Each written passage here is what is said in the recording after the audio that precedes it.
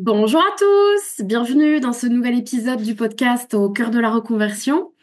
Je suis ravie de vous retrouver aujourd'hui. On va aborder un sujet qui nous touche tous plus ou moins profondément et surtout à un moment ou un autre de notre vie. C'est cette sensation d'être coincé entre le quotidien qui ne nous convient pas plus et cette peur paralysante du changement. Alors, vous êtes nombreux à m'écrire en me disant, voilà, j'ai l'impression de perdre mon temps dans un travail qui me correspond plus, je suis pas bien. Mais en même temps, j'ai horriblement peur de tout quitter. Cette émotion, elle est contradictoire, on est d'accord, mais elle est légitime.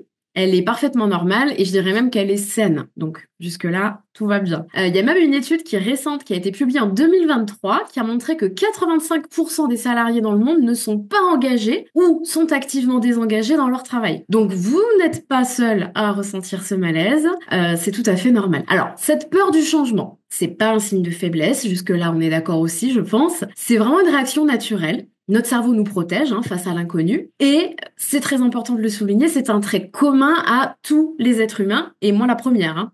Je me souviens bien à l'époque où j'étais encore salariée, assise dans mon bureau ou dans ma voiture, ou le matin en me levant, le dimanche soir, les trucs assez classiques. J'étais angoissée, j'avais la boule au ventre, j'avais pas envie. Et le pire, c'est que ça empirait les jours passants. Cette certitude que malgré le poste stable, le salaire qui suffisait, le bureau à 10 minutes de chez moi, malgré tout ça, j'étais quand même au mauvais endroit. Et pourtant, il m'a fallu encore 6 mois pour oser faire le premier pas parce que j'étais paralysée par cette même peur qui vous habite peut-être aujourd'hui, vous. Donc, ce que je vous propose dans cet épisode, c'est qu'on explore ensemble les mécanismes de cette peur pour la comprendre. Et ensuite, ça sera plus facile du coup de la transformer en une alliée plutôt que de la traîner comme un boulet et que ce soit un frein. Donc, on va parler du cerveau. N'hésitez pas à me dire en commentaire si tout ça, ça vous parle, surtout si vous avez des questions. Donc, pour comprendre ces blocages dont on parlait juste avant, la première chose dont il faut se rappeler, c'est qu'on a une partie de notre cerveau, qu'on appelle le cerveau limbique, qui nous sert à réagir en cas d'urgence, donc à survivre. Alors c'était super pratique quand on croisait des tigres à dents de sabre et qu'on chassait les mammouths. Bon, aujourd'hui c'est un peu moins fréquent, je pense quand même. Donc ce cerveau limbique vous martèle que ce qui n'est pas confortable, c'est-à-dire qui n'est pas connu, est dangereux. Donc c'est un réflexe. Ça, on peut pas y changer grand-chose. Un autre élément à prendre en compte, c'est l'aversion à la perte. Donc ça, c'est un biais psychologique qui est bien connu dans le monde des neurosciences. Vous en avez peut-être entendu parler d'ailleurs. En gros, la douleur de perdre quelque chose qu'on a déjà est environ 2 fois plus intense que le plaisir d'acquérir quelque chose qu'on n'a pas encore, quand bien même il serait de valeur équivalente. Ce que vous avez déjà aujourd'hui, c'est une situation professionnelle, et ce que vous pourriez gagner, c'est une autre situation professionnelle. Valeur équivalente, mais deux situations différentes. Donc si vous réfléchissez bien, je suis sûre que vous avez déjà remarqué, comme notre peur se déguise souvent en certaines phrases qui sont totalement banales. Je dois être raisonnable, c'est pas le bon moment, la situation économique actuelle, etc. J'ai des responsabilités, des enfants à nourrir, un crédit à rembourser, etc., etc. Ces arguments, ils sont rationnels, en tout cas ils semblent rationnels, mais en réalité ils cachent une peur un peu plus profonde que ça. Alors concrètement, pour avancer, on fait quoi? Il faut tout simplement creuser pour comprendre quelles sont les véritables peurs, qu'est-ce qui se cache en dessous de toutes ces phrases un peu banales. Donc rappelez-vous, on vient de dire qu'elles se déguisent en des trucs rationnels, un peu bateaux. Donc maintenant, il faut identifier précisément ce qui se cache derrière tout ça.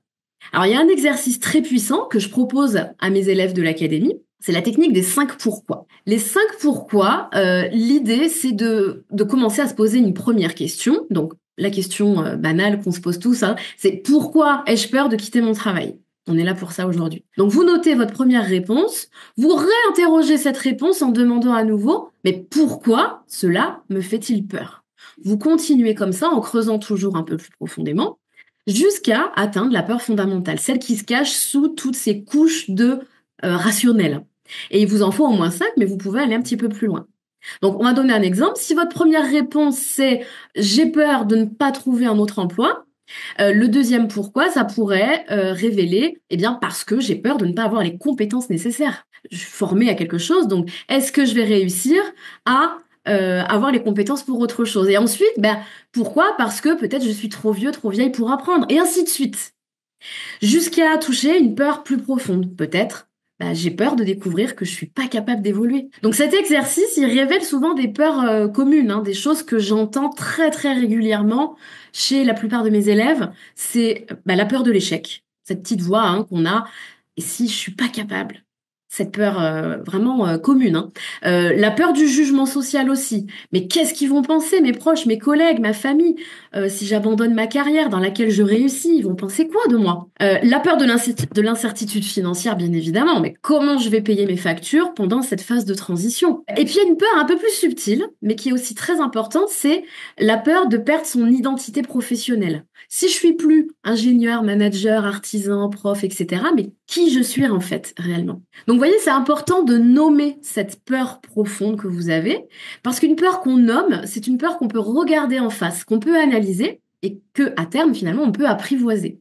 Alors qu'une peur floue, ça reste un brouillard et c'est plus angoissant et c'est là où on se retrouve paralysé. N'hésitez pas à nous partager vos pourquoi en commentaire. Ça peut être super intéressant de pouvoir échanger en groupe, en communauté et de s'entraider aussi par ce biais-là. Par contre, il y a quelque chose qui coûte parfois plus que le changement, hein, au-delà de ces peurs, ça va peut-être vous parler, c'est l'inaction. Alors là aussi, je vais vous partager un exercice qui va vous parler. Alors faites-le vraiment en toute conscience. Ça permet une prise de conscience vraiment dingue, je trouve. C'est l'exercice du regret anticipé. L'idée, c'est de se projeter dans 5 ans en imaginant que rien n'a changé dans votre situation professionnelle et de vous poser la question, comment vous vous sentez vraiment? Quelles opportunités vous avez manqué? Quelle version de vous-même n'a pas pu s'exprimer? Et vous listez comme ça tous les ressentis.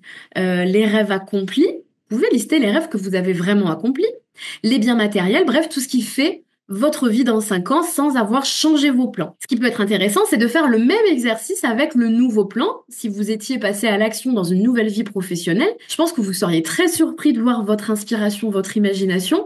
Ça vous ferait prendre un vrai tournant dans les rêves accomplis et les impacts matériels aussi. Il faut savoir aussi que selon l'OMS, le stress chronique au travail augmente de 60% les risques de maladies cardiovasculaires. C'est énorme. 60%. Plus alarmant encore, on a une étude qui est parue récemment de l'INSERM qui montre que l'insatisfaction professionnelle prolongée est corrélée à une baisse de 23% des capacités immunitaires. Donc en gros, vous tombez plus malade. Même sur l'aspect santé, ça a un impact énorme. Et je pense que le coup le plus insidieux dans tout ça, c'est l'impact psychologique dont on parle beaucoup moins. À mon avis, ça vous parle si je vous dis que l'estime de soi, elle est petit à petit réduite au silence. En fait, chaque jour, on se force à faire un travail qui ne nous correspond pas. On envoie à notre inconscient un message. Le message, c'est qu'on ne mérite pas mieux, que nos aspirations profondes ne valent peut-être pas la peine d'être poursuivies. Donc ça, psychologiquement, c'est très compliqué à gérer et ça impacte d'autant plus que les jours passent. Donc ça, les psychologues, ils appellent ça la démission intérieure. On est physiquement présent au travail, mais émotionnellement et intellectuellement, on n'est plus là. Cette dissociation quotidienne entre ce qu'on fait et ce que nous sommes vraiment, ça finit par drainer notre énergie, notre énergie physique, notre énergie mentale, en affectant finalement tous les aspects de notre vie, bien au-delà de la sphère professionnelle.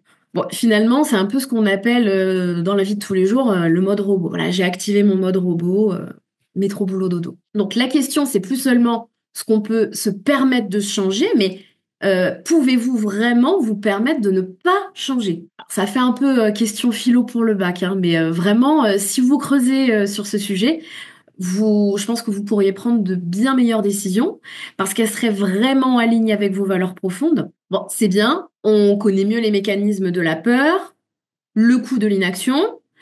Maintenant, concrètement, comment on dépasse ces blocages, La première approche, c'est la visualisation contrastée. Donc, c'est une technique en 3 étapes précises, qui a fait ses preuves là aussi auprès de nombreux élèves en reconversion, de nombreux clients en reconversion. Vous commencez par visualiser avec précision votre situation professionnelle actuelle. Donc, vous vous contentez pas d'une image générale, vous descendez dans les détails sensoriels. Donc, isolez-vous, faites pas cet exercice avec la télé allumée, les enfants dans les parages. Voilà, vous pouvez vous allonger, vous asseoir, être les yeux fermés, en tout cas être dans une ambiance vraiment propice à cette réflexion. Donc vous allez visualiser l'ambiance au bureau, les tâches quotidiennes, les interactions avec vos collègues. Et surtout, vous vous connectez aux émotions de ce que cette situation génère en vous. Où ressentez-vous les émotions dans votre corps? Est-ce que c'est dans votre ventre, dans votre poitrine? Est-ce que vous avez des tremblements? Quelle est leur intensité? Surtout, c'est très important, l'intensité sur une échelle de 1 à 10. Et vous notez sur un papier tout ce qui vous vient. Ensuite, vous allez visualiser avec la même précision votre situation professionnelle idéale. À quoi ressemblerait une journée type? Avec qui travailleriez-vous? Sur quel projet? Etc. Et là encore, vous connectez toutes vos émotions, comment vous ressentez, vous chiffrez, etc. Ensuite, vous mesurez consciemment l'écart émotionnel entre ces deux écarts. Donc vous avez chiffré, vous pouvez vraiment conscientiser l'écart type entre ces deux valeurs. Logiquement, vous allez avoir une prise de conscience assez importante avec ça. La deuxième technique, particulièrement efficace aussi, c'est l'exercice du pire scénario versus le scénario probable. Donc vous prenez une feuille encore, vous décrivez le plus précisément possible le pire du pire de ce qui pourrait arriver si vous quittez votre travail actuel pour poursuivre votre reconversion.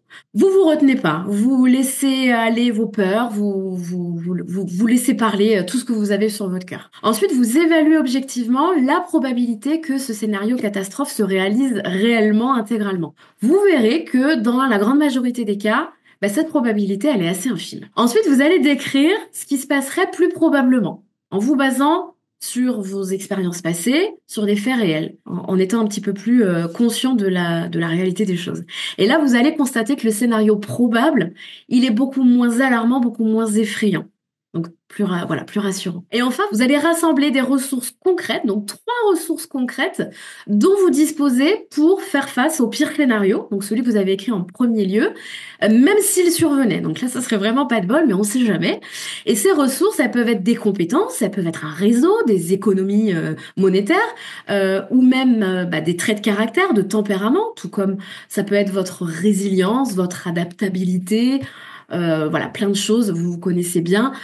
Faites ce travail d'introspection. Et la troisième technique dont je voulais vous parler, celle que je vous recommande pour apprendre à mieux connaître aussi cette peur, c'est le petit pas sécurisé. Donc ça revient à une erreur que beaucoup de personnes commettent, c'est de penser que la reconversion, c'est un saut dans le vide. On passe au-dessus d'une falaise, quoi, au-dessus d'un précipice, pardon. Alors qu'en réalité, c'est une succession de petites actions à plus ou moins faible risque, et ce qui est valable partout dans la vie d'ailleurs. Si je vous prends un exemple sportif, un marathonien qui fait ses 42 km en moins de 3 heures, il n'a pas fait ça du premier coup. Il s'est entraîné des années et des années. D'abord, il s'est dit, allez, je vais faire 5 km le dimanche matin, puis ensuite 2 fois 5 km par semaine, puis 10 km, etc., etc. Donc, c'est le même principe. Identifier une action qui va vous paraître peut-être minuscule, mais même si c'est vraiment infime, et qui peut vous rapprocher de votre désir de changement sans mettre en péril votre sécurité actuelle. Ça peut être passer 15 minutes par jour à explorer un nouveau domaine, un domaine qui vous intéresse. Ça peut être écouter un podcast, comme vous le faites là, sur le sujet. Ça peut être de contacter une personne qui exerce le métier qui vous attire, pour boire un café, pour discuter, un échange de messages, peu importe. Vous inscrire à un cours du soir en quelques heures. Bon, voilà, ça peut être, vous voyez, des petits pas comme ça. Chaque petit pas qui réussit reprogramme totalement votre cerveau petit à petit pour qu'il associe le changement non plus à la peur, non plus à l'inconfort, mais à la satisfaction. Et sincèrement, il n'y a rien de mieux pour nourrir progressivement votre confiance. On en a parlé tout à l'heure.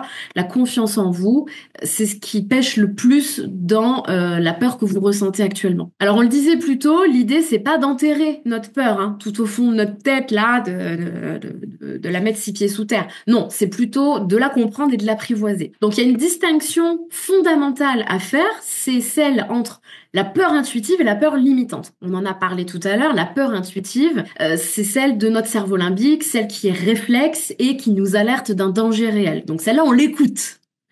Par contre, la peur limitante, c'est la voix du doute, celle qui cherche simplement à nous maintenir dans notre zone de confort. Et c'est celle-là qu'il faut apprivoiser. Pour les distinguer, posez-vous toujours la question, quand vous avez une angoisse comme ça, c'est Cette peur, est-ce qu'elle me protège ou est-ce qu'elle me limite? Si elle vous protège d'un danger réel, que vous risquez de vous blesser ou voilà d'avoir un vrai problème, dans l'immédiat, bah, vous l'écoutez. Si elle vous limite dans votre expansion, remerciez-la. C'est bien, elle vous a prévenu.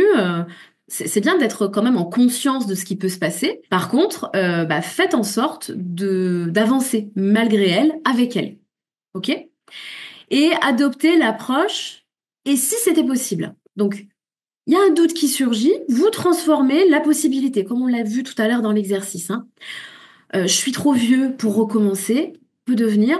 Et si mon expérience était justement ma plus grande force, mon atout dans ma nouvelle carrière? Ou j'ai pas le temps d'apprendre, se transforme en bah, si je trouvais 20 minutes par jour pour avancer vers mon objectif, ça serait cohérent, 20 minutes, 10 minutes même, hein, pourquoi pas. Honnêtement, j'ai découvert au fil des années d'accompagnement que souvent la peur, c'est un indicateur que vous êtes en train de faire quelque chose d'important. Donc, faut aussi comprendre que plus on accepte de tenter des nouvelles expériences, plus l'inconfort généré est confortable. Au bout d'un moment, on le ressent, bah, on s'habitue, hein. On s'habitue à l'inconfort et ça devient de moins en moins inconfortable. Donc, il faut persister toujours et accepter que bah, finalement, il n'y a rien de grave qui va se produire. Hein. Donc, je vais vous partager une histoire, un témoignage. C'est l'histoire de Claire, une participante de notre programme, de notre académie, qui, il y a 2 ans, à peu près, elle était bah, exactement là où vous êtes sûrement aujourd'hui en train d'écouter ce podcast. C'est-à-dire qu'elle avait un poste stable, elle était dans l'administration, bah, sécurité de l'emploi, hein, des horaires stables, prévisibles, des collègues plutôt sympas. Donc sur le papier, vraiment tout allait bien. Par contre, Claire, bah, chaque dimanche soir, elle avait cette boule d'angoisse dont je vous parlais pour moi-même déjà tout à l'heure, à l'idée de redémarrer une nouvelle semaine le lendemain matin, le lundi, catastrophique. Et lors de nos tout premiers entretiens, on a beaucoup discuté, on a identifié finalement que sa peur principale, c'était pas lié à la sécurité financière, alors qu'elle le pensait vraiment. Hein. Moi, j'ai peur de pas m'en sortir financièrement si je me reconvertis. Et en fait, à force de discuter, elle avait plus peur du jugement de ses parents. Pourtant, elle était autonome, hein. Elle n'avait pas 18 ans, elle avait 25 ou 26 ans à l'époque, elle était totalement indépendante. Hein. Mais voilà, ses parents sont issus d'une génération, tout comme les vôtres peut-être, hein, où on gardait le même emploi toute sa vie, on faisait sa carrière au même endroit. Donc il lui avait transmis cette idée que la stabilité d'une carrière au même endroit, bah, c'était la voie respectable et la voie de la sécurité. Donc Claire, elle a réussi à combattre cette peur-là, parce qu'on l'a identifiée, on l'a nommée, et elle a fait son petit pas par petit pas. Elle a commencé par 30 minutes de formation le soir. Par contre, tous les soirs, elle a été assidue, disciplinée, régulière. Un petit peu plus pendant les week-ends ou les jours ou les congés. Elle s'est mise à rencontrer aussi des professionnels du secteur. Elle a fait son réseau, en fait, des événements, les réseaux sociaux, etc. Pour avoir aussi des retours d'expérience qui ont permis de la rassurer. Et voilà, progressivement, en maintenant, hein, bien sûr, son travail en CDI, on joue toujours la sécurité, on part pas dans l'inconnu total. Elle a fait cette transition vers son métier de monteuse vidéo, donc en freelance, d'abord sur un temps partiel, puis petit à petit sur un temps plein, quand finalement elle a eu suffisamment de clients qui lui ont permis de quitter son travail. Et moi, finalement, ce qui m'a frappé le plus dans son parcours, c'est que d'elle-même, elle a fini par réaliser que bah, les conséquences qu'elle craignait se sont jamais produites, quoi. Ses parents, oh là là, mais qu'est-ce qu'ils vont penser de moi? Bon, au final, ils ont jamais été déçus, hein. Ils l'ont vraiment beaucoup soutenu d'ailleurs. C'était même l'inverse. Ils l'ont soutenu, ils l'ont aidé et ils ont été un super support pour elle. Bah, la sécurité financière qu'elle pensait sacrifier, finalement, elle a reconstruite différemment avec cette transition en douceur. Donc aujourd'hui, c'est plus basé sur la stabilité d'un employeur, mais finalement, elle a pris confiance en elle et c'est basé sur ses propres compétences qu'elle a acquises petit à petit. Et on a débriefé il y a pas très longtemps sur ses émotions du passé et elle m'a dit une phrase, j'ai adoré. Euh, la peur ne disparaît pas, on apprend à avancer avec elle. Ben, j'aurais pas dit mieux. C'est exactement ce que je voulais vous transmettre aujourd'hui. On avance avec elle. Elle disparaît pas, mais on l'apprivoise. Voilà, c'est génial. Bon, j'espère que tout a été clair. En tout cas, bah, n'hésitez pas à me poser vos questions en commentaire. Faites vraiment cet exercice d'introspection. Vous pouvez revoir le replay, prenez des notes, isolez-vous vraiment dans votre esprit, mettez-vous dans des conditions favorables à l'introspection. C'est hyper important d'être dans le calme, centré sur vous. Écrivez toutes les émotions hein, qui vont ressurgir. Acceptez ces émotions-là, vous les nommez comme on l'a dit, et ça va vraiment devenir quelque chose de très puissant. Je voulais vous proposer un dernier exercice, tout simple, qui vous prendra 5 minutes par jour. C'est le journal des petites victoires sur la peur. Petit nom sympa. Pendant une semaine ou plus vous le faites, mieux c'est. C'est 5 minutes tous les soirs. Vous allez faire un débrief finalement de ces 24 dernières heures. Vous pouvez le faire le matin éventuellement aussi, mais le matin on est souvent un petit peu plus occupé, donc le soir c'est souvent là où on a le temps de se poser. Vous allez noter une action, même si elle vous paraît minuscule, même si c'est pas professionnel, ça peut être adapté à tous les aspects de votre vie. Donc une action que vous avez réalisée malgré votre appréhension. Peut-être vous avez parlé de votre envie de reconversion à un proche, c'est voilà, il faut oser le faire aussi hein, quand on est un petit peu plus quand on est un petit peu introverti, qu'on n'a pas envie de s'ouvrir à ce projet, à son environnement. C'est une sacrée sortie de zone de confort aussi, et c'est une grosse victoire. Ça peut être rechercher des informations aussi sur une nouvelle formation, sur un accompagnement, simplement prendre le temps aussi de réfléchir sérieusement à ce qu'on sait faire, ce qu'on a envie de faire, ce qui pourrait nous passionner vraiment. Donc voilà, vous prenez ces 5 minutes-là, ça peut être sur d'autres aspects, sur le côté aussi un petit peu perso, le côté sportif, vraiment, tout ce qui pourrait vous challenger en tout cas, ça va fonctionner. Et vous allez voir, jour après jour, si vous le faites sur, alors, minimum une semaine, l'idéal c'est de le faire au moins sur 3 semaines parce que c'est au bout de 3 semaines qu'on intègre des nouvelles habitudes. Mais ces petites victoires qui jouent positivement sur votre confiance, elles vont vraiment vous amener à avoir une meilleure estime de vous. Et c'est encore plus génial de se dire que ce tout petit exercice, il restructure des connexions neuronales qui sont liées à la peur dans votre cerveau. Et donc à chaque fois que vous agissez malgré la peur, allez, on y va quand même, eh ben vous allez constater que vous avez survécu. Et du coup, vous allez créer des nouveaux chemins neuronaux qui vont vous faciliter l'action future. Donc, quand vous reproduirez ce même schéma plus tard, ce sera fait dans beaucoup moins d'inconfort. Ce sera beaucoup plus facile pour vous. Alors, pour conclure cet épisode, moi, j'aimerais vous laisser avec une pensée. C'est que la reconversion, ce n'est pas l'absence de peur, hein, comme on l'a dit, c'est la décision d'avancer malgré et avec elle. Et que si vous avez fait tous les exercices indiqués dans cet épisode, vous devriez être capable d'avancer avec beaucoup moins de peur dans votre projet, dans vos interrogations. Donc rappelez-vous bien que les nommer vos peurs sont déjà un acte de courage finalement. Votre témoignage aussi aujourd'hui pourrait aider d'autres personnes qui traversent les mêmes doutes. Donc n'hésitez pas à partager vos peurs en commentaire. Si vous sentez que vous avez besoin d'un accompagnement personnalisé pour dépasser ces blocages émotionnels, vous pouvez bénéficier d'un appel de diagnostic avec notre équipe de coachs qui sont spécialisés, qui sont là pour ça. Et en plus, c'est gratuit, donc n'hésitez pas à sauter le pas. Vous aurez le lien dans la description de l'épisode. Et je vous remercie pour votre écoute. Je vous dis à très bientôt dans un nouvel épisode. Et je vous souhaite une excellente journée et travaillez bien sur votre introspection, évidemment.